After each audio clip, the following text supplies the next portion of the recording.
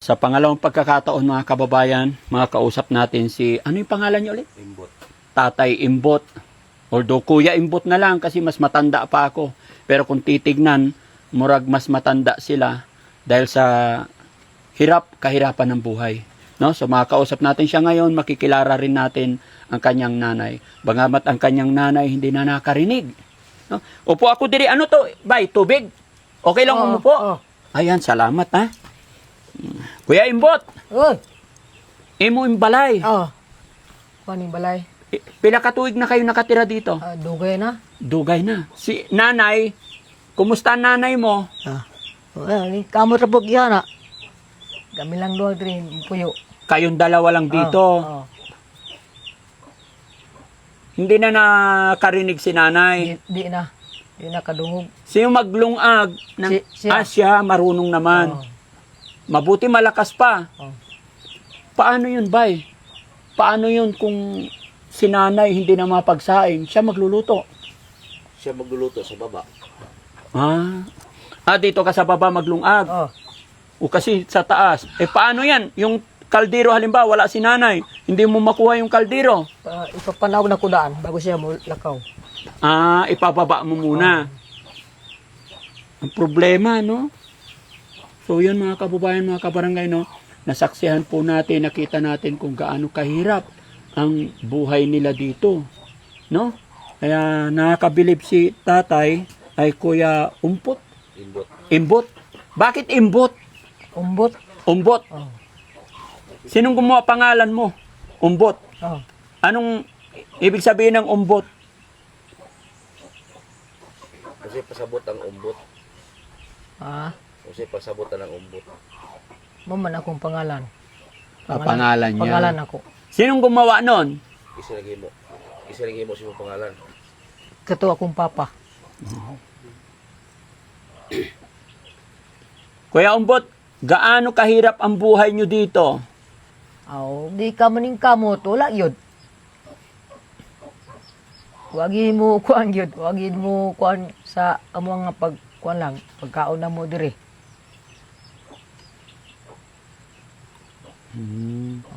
Wala ko'y karabaw. Wala yun. Di gini mabuhi. Wala ko'y karabaw. Kung wala kang kalabaw, di kayo mabuhay. Pag nawala yung kalabaw, paano na kayo ng imong nanay? Wala na yun. Puyiras balay. Puyora sa balay. Nay! Kumusta? Kumusta po? Kwarta ni nanay? Hindi na makarinig talaga. Bungol na talaga. Kawawa naman. Tapos ang ilaw nila dito, solar lang. Bakit dito sila nakatira ang gitnang-gitna? Ang ano daw diri mo nagpuyo. Dili ko nagpuyo ka na ako'y hayop. Karabaw, mga manok. Marami ka alaga manok.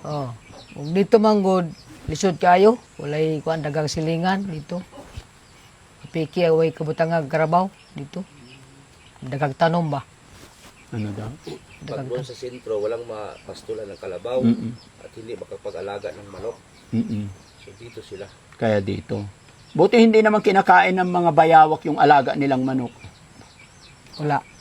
Wala naman. Hindi naman nakain yung manok nyo. Hindi nawala. Napaka-importante sa kanya yung mga alaga nila. Doon sila nagsisilbing, siyempre, pang-ulam. No? Tsaka yung kalabaw. Importante yung kalabaw. Tapos si nanay, dirira. Hindi na mulakaw-lakaw. Lakaw, ugnay say, nako'y kwartang gamay, mugawas siya dito, balit siya asukar. Pag may kwartang gamay, muglakaw ang imong nanay sa gawas.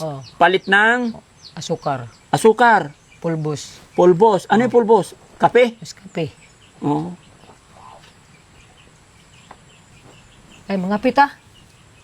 Kape? Mga pita. Ay, sige lang. Sige lang po. Sige lang. Kasi bago kami pumunta dito, nagkape na kami. Yun nakakabilib mga kababayan, sa totoo lang. Napakahirap na ng buhay pero mag-aalok pa sila ng kape. Kung naintindihan nyo, parang nag-aalok sila ng kape. No? Hindi nakapag-aral po yan mga kababayan. Pati si nanay hindi nakapag-aral din. Oh, Yung kapatid mo hindi napupunta dito. wala. Bakit? Dapat pupunta dito para 3 kayo. May asawa yon? Naa, Ilan anak? 2. 2. Ba't hindi ka nag-asawa? Hindi na. Dili ka nanguyab. Wala. Bakit? Para meron kang asawa, may anak, may kasama sa buhay.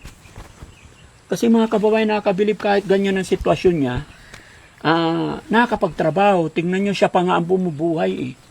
Pero yung kapatid mo, normal siya. Oh, O diba?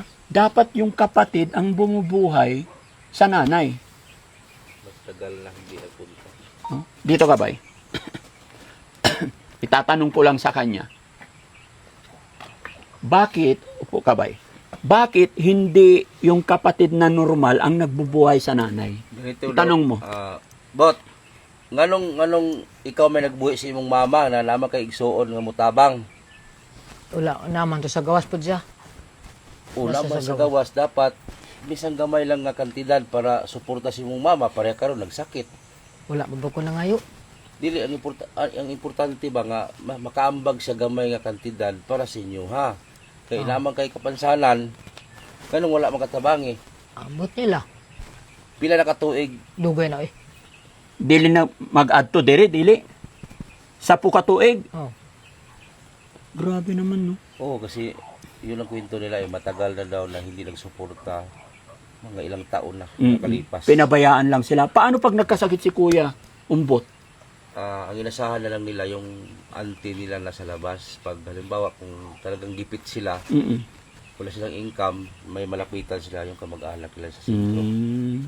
Sige, Tatay Umbot, pasensya ka na Oh. Kuya Umbot, pasensya na kung naabala kita. Masaya ako na nakilala kita.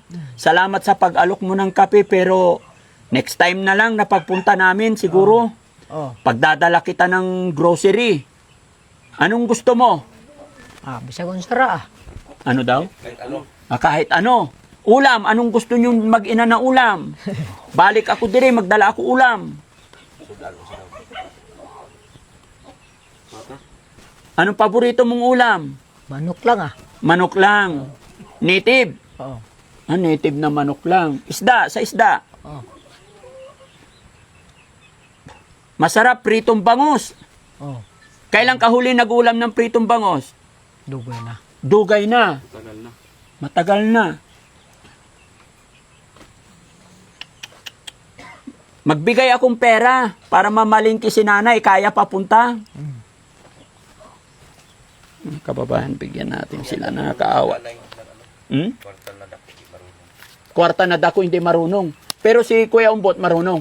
Marunong siya sa kulor. Ay, patay. Ha?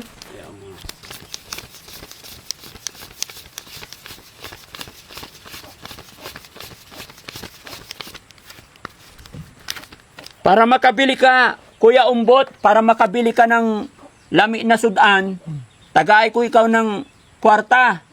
Kabalo ka magbilang ng kwarta. Oh. Ini, pila ini.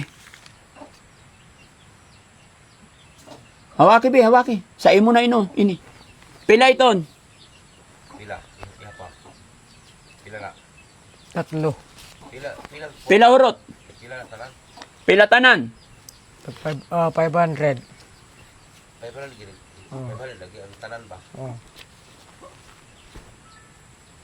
Yun lang ang problema, no? Pagbibili, pati si nanay hindi alam yung pera. Hindi. Pagbibili, baka harangan ko si Lola para hindi nasisilaw. Okay lang? Para, ang problema, bay, dito ka bay, maupuan ka. Problema nito, baka pagbigyan natin sila ng pera, baka maluko sila, hindi naman. May nag-manage man nila. Ito mabait na kapitbahay nila. Ah, okay. Ito. Sila Kuya Umbot, tagay ko ikaw 10,000. Kaya mong i-manage. Bilangin natin, Kuya Umbot, ha? Okay? Oh. Imo kamot. Ganyan. 10 yan. 1, 2, 3, 4, 5, 6, 7, 8, 9, 10, 11, 12, 13, 14, 15, 16, 17, 18, 19, 20. 10,000. Gismil na ha. Explain mo sa kanya kung magkano yan. Gismil na but ha. Oh. Kanang kwarta gismil na dili na 1,000 ha. Oh. Kanang kwarta ha, ayaw pataka og palit kay kani, daghan na mapalit ang isa. Kani og bahin-bahinon ni 5 ni kabuk gatos. Oh. Ha? Kaning isa ani 5 ni kabuk 100. Oh. Ha? Og ipalit nimo. Basi mo palit ka onig 20, dili na mo kuha og sukle. Ha? Kabalo ka? Oh. Kabalo? Oh. Yun nakakatakot. Magpatabang kani imong silingan ha. Kani imong silingan da sa unahan ha, patabang ka. Kay gismil na dako na nga kwarta.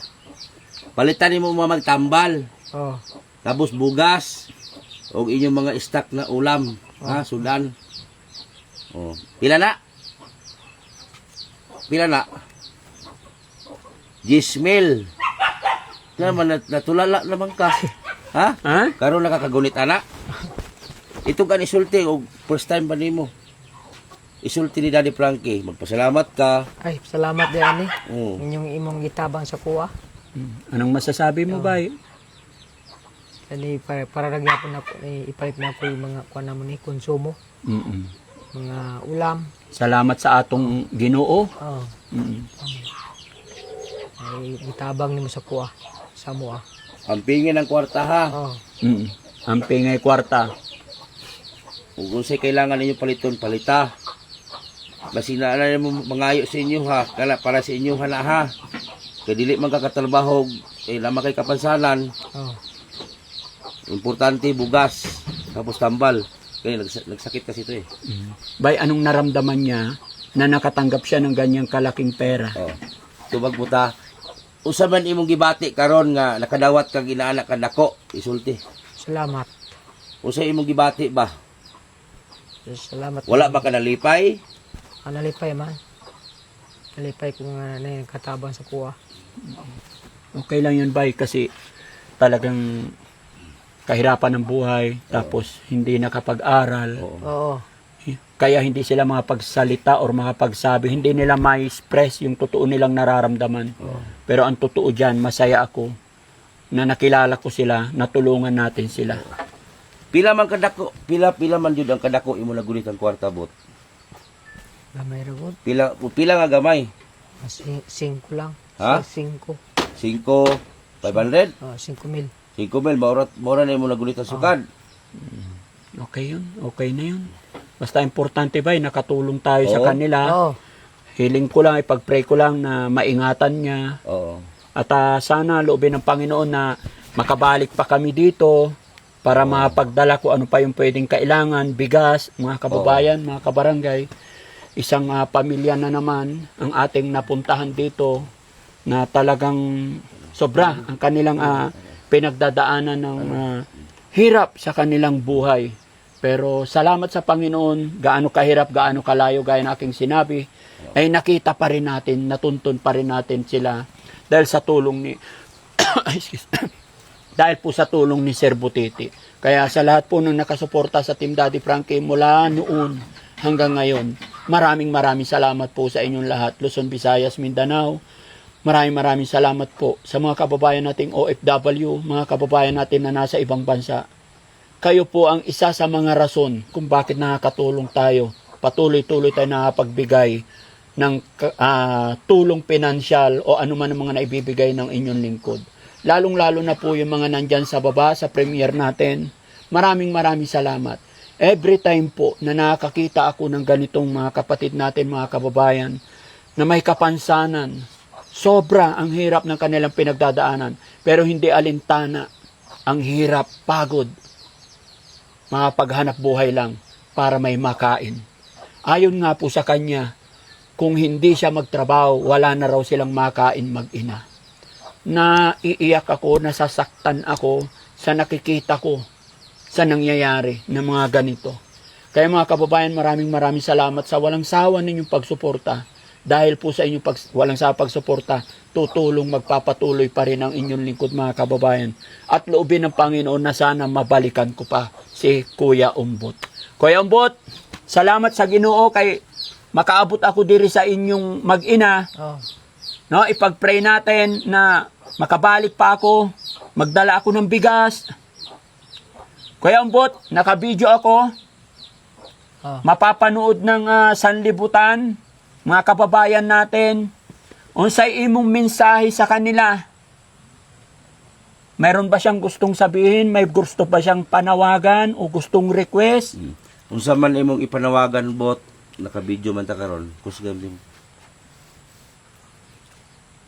Unsa man imong hangyo sa panawagan? Kahit sa Bisaya ra. Bisaya ra. Okay ra. Nga ilang kong tabang. Nga, kuwan lang. Unsa klaseng tabang?